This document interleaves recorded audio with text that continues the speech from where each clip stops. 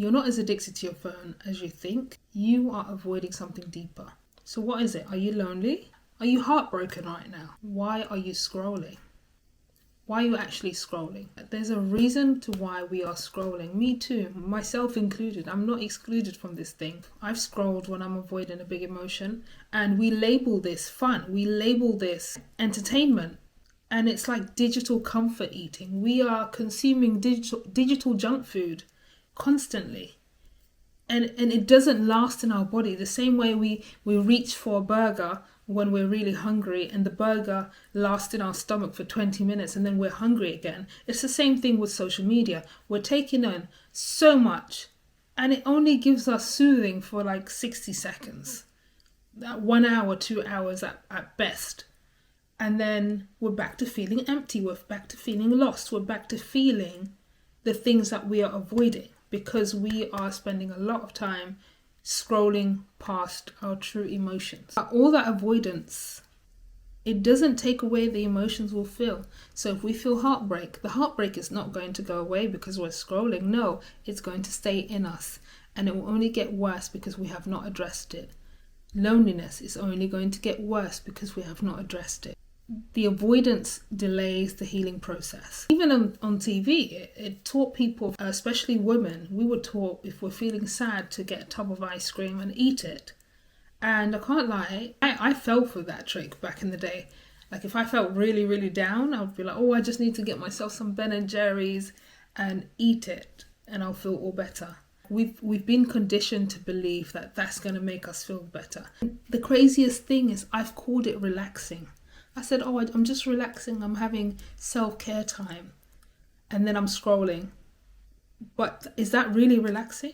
It's damaging the relationship we have with ourselves. We're consuming people's thoughts. We're consuming people's values and beliefs with things that they want and things that they do and things that they have. We're constantly consuming that, which then messes up with the things that we want, which I call the flamingo effect. When we start to desire things that we don't actually want based on the things we've consumed. That's the flamingo effect. I said it in my last video. All of that, the doom scrolling, leads us to the flamingo effect and we lose ourselves. Like, the reason why I'm making this video today is because as a person who does use social media, but I feel like I've come to a place where I use it mindfully, and I'm well known to use it mindfully because I have put things in place, and I'm going to share those things so that you can also put these things in place and we're able to reconnect with ourselves again. We've been trained to soothe ourselves through screens. When you have a baby and the baby's crying, and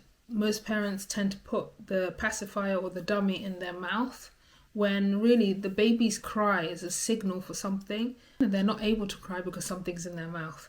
So it's the same with us when it comes to the screens. And we're not able to recognize when our bodies are screaming for help. Like a baby, we're being given a dummy. Here are 3 things that I do that really help me to take back my attention and to practice not avoiding my life and avoiding my emotions.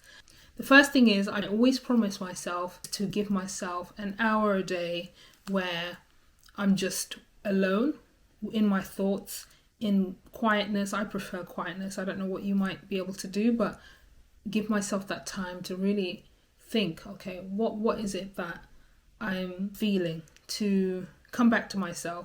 Because a lot of the times I think we are afraid of facing ourselves and that silence that comes with not being on our phones. There's a silence there, and it's scary at first, I can't lie, because you're there, you're actually just you're there and you have to talk to yourself. Practice not having your phone on you for certain things. So I know a lot of us, you watching too, you probably go to the toilet with your phone and watch a show.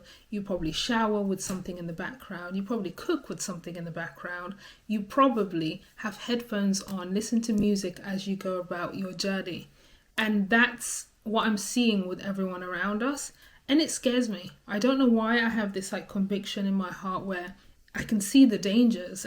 So what I've done is I've got rid of my headphones. I don't wear them often when I go out on my journeys because I want to be in tune with my thoughts. If I have a 1 hour train journey, it allows me to sit there and really think about things in my own head, which is so beautiful, because previously I'd have music blasting in my ear, a podcast or something, or I'd be on the phone with my headphones, and I wouldn't have that moment to really think for myself. So I started to apply it to my journeys. Any journey you go on, try it. Just 1 hour or 20 minutes of just you thinking on your own.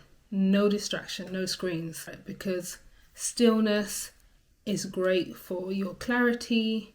It's great for your nervous system. It helps with everything else. You'll be able to see a difference once you start applying that. The second thing is I pull out a notes on my phone and I write down one word answers of how I'm feeling. If I feel like it, I might write a sentence or two. This is before I scroll. And after the scroll, I write down how I feel after the scroll. That allows me to keep track of my emotions and, keep in tune with what I'm going through before I get deep into the doom scrolling. The third thing is filling my timeline with high value information and content that actually fuels my mind, because if I am going to spend time online, I better be taking in information that I agree with, and information that is going to help me face my emotions and help me out. So yeah, you don't actually need to delete your social media or throw away your phone into the river.